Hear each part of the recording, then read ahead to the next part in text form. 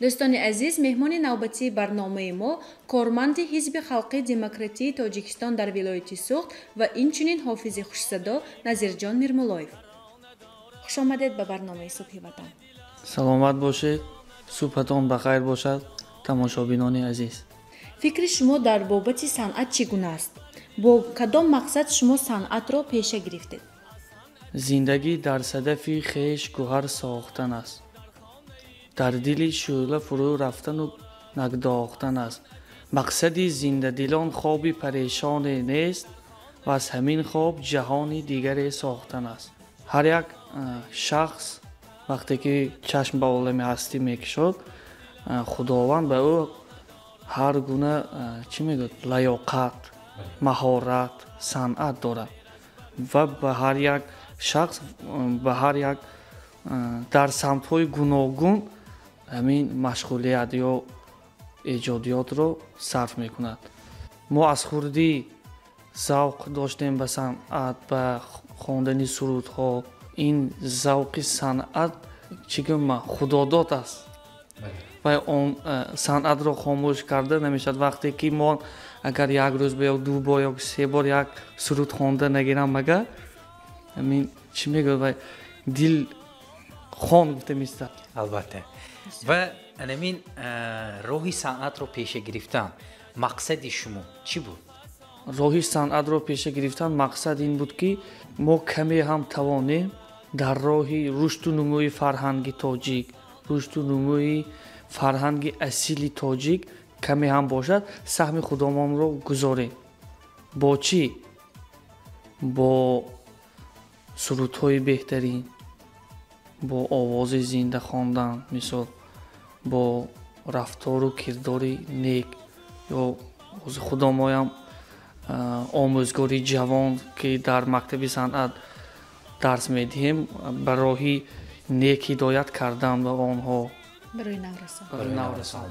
میگفتید که همین لیاقت سرودخوانی رو شما چطور سایقل داده ایستادید و تا امروز چند سرود رو پیشکش مخلصان گردانده ایستادید؟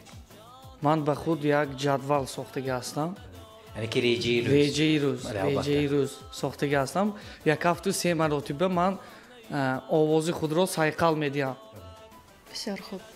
یعنی که ترمین آواز میکنم. بله. چند ساعت رو دوام میکند این ترمین آواز شما؟ تخمینا 2 ساعت. 2 ساعت. خیلی خوب. و این نوبت میخواستم یک صدای دلنشین شما رو شنیده باشیم. بهار به خزان من تویی، جهان به کران من تویی، زمین افتخار من تویی، زی توست قلب من شرار ازن، وطن وطن وطن، زی توست قلب من شرار ازن، وطن وطن وطن. خیلی که در بالا قید کردیم شما بغیر از سراینده بودن این چنین ادای وظیفه رو در حزب خلقی دموکراتی تاجیکستان ادای وظیفه دارید و این چنین شما سراینده نیست هستید و این چنین شما آموزگار نیست هستید. می گفتید که وقتی خود رو چگونه صرف می نمایید؟ برایتون دشواری نمی کشد؟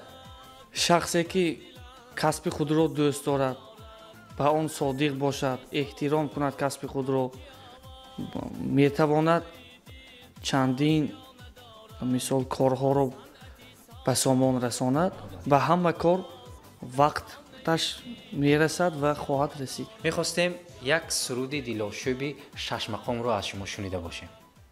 به تو تنهایی کشیدم، دردی من بالا گرفت، به تو تنهایی کشیدم، دردی من بالا گرفت، دید رنگی من طبیب بود، در بری من جا گرفت، دوست یارم،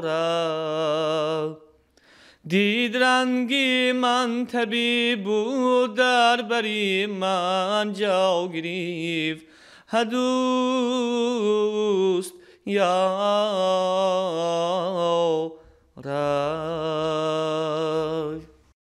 چه نقشه ها دارید؟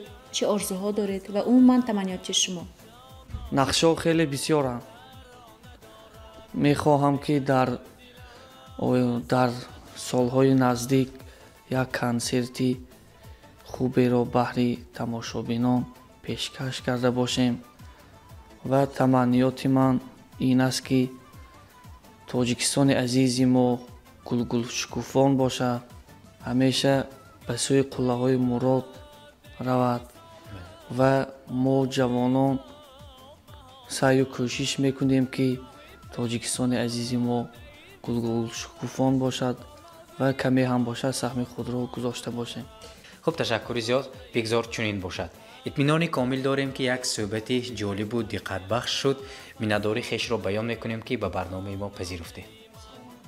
خب بینندگان عزیز، در برنامه ما حضور داشتند شخصی که با برابری کارمند حزب خلقی دموکراتی تاجیکستان در ولایت سوغد بودند، اینچنین حافظی خوش‌آواز و جوان امیدبخش هستند.